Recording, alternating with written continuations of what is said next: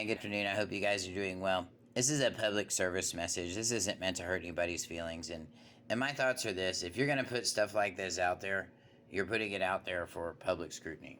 So, I'm the public. We're going to scrutinize. And again, this is not meant to hurt his feelings or anybody else. Let's check this out. All right, how to correct your status in one sentence. So here we are. The US Department of State, travel.state.gov. Look for, when you're looking this up, Certificate of Non-Citizen Nationality. We're going to scroll all the way to the bottom.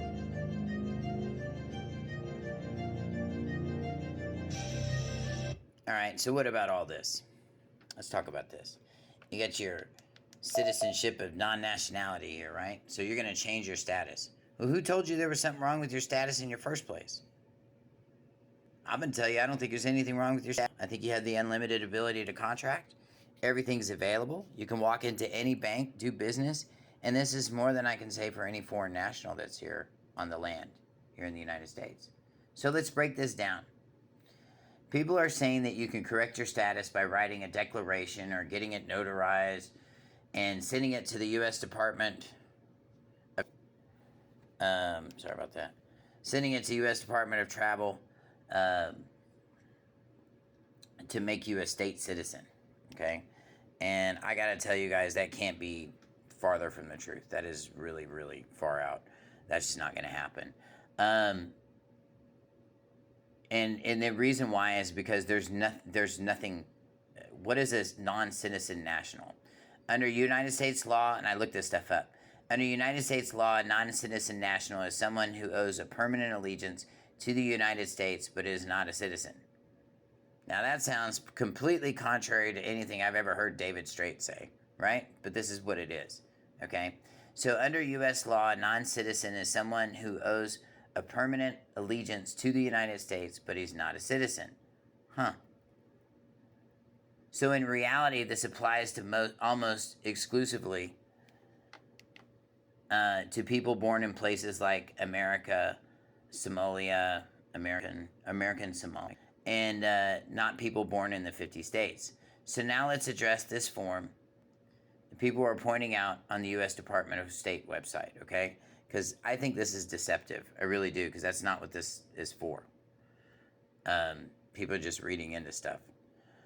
And we can do this better. We can do this a lot better. So now let's address this stuff, okay? So the language declaring yourself as a national and not a citizen is not a mechanism to change your status. Like I said before, it appears in very specific language, legally context, typically for immigration situations or individuals with claims tied to the United States territories or people who already qualify under federal law. You cannot create this status by a declaration, okay? You just can't. And you don't really need to, because once you know what you're doing, you can use all the same rules that they're using. Yeah. You ever thought about that? If the streets are wide open for them to come this way, what if you could flip the switch and go that way? That's a game changer. Well, this is exactly what I teach in my classes. So now let's talk about the law being cited. Public Law 94-241, Section 302, because it's fair. We got to address it all, right? This law deals with people that are connected to the Northern Mariana Islands. Wow, I don't even know where that is. And it's part of a political agreement governing citizenship nationally for that territory. It does not apply to people born anywhere in the United States or anyone wanting to opt out of their citizenship. Guys, y'all got to be careful, man. It's an attack on the country for people trying to get you guys to opt out of your citizenship. I mean, that's really what it is. It's a Trojan horse. And you guys got to see this, man. We can do this better.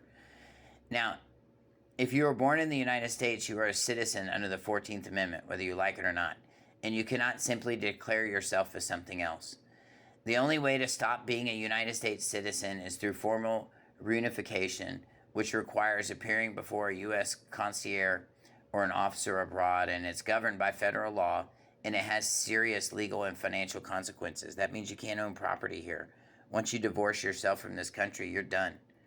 And this is the biggest flaw I see in these movements that are going on out there right now. And guys, we can be smarter than this. We really can. So let's be clear. Notarizing a statement and mailing it in does not change your legal status. It will not cancel debts. It doesn't remove jurisdiction or create a new legal identity. And this matters because people are putting a lot of stock in this, okay? If you guys want to learn how to do this right, go with a real one. Go with one that's done it and done it well. Schedule an appointment with me. I'd love to meet with you. Be well.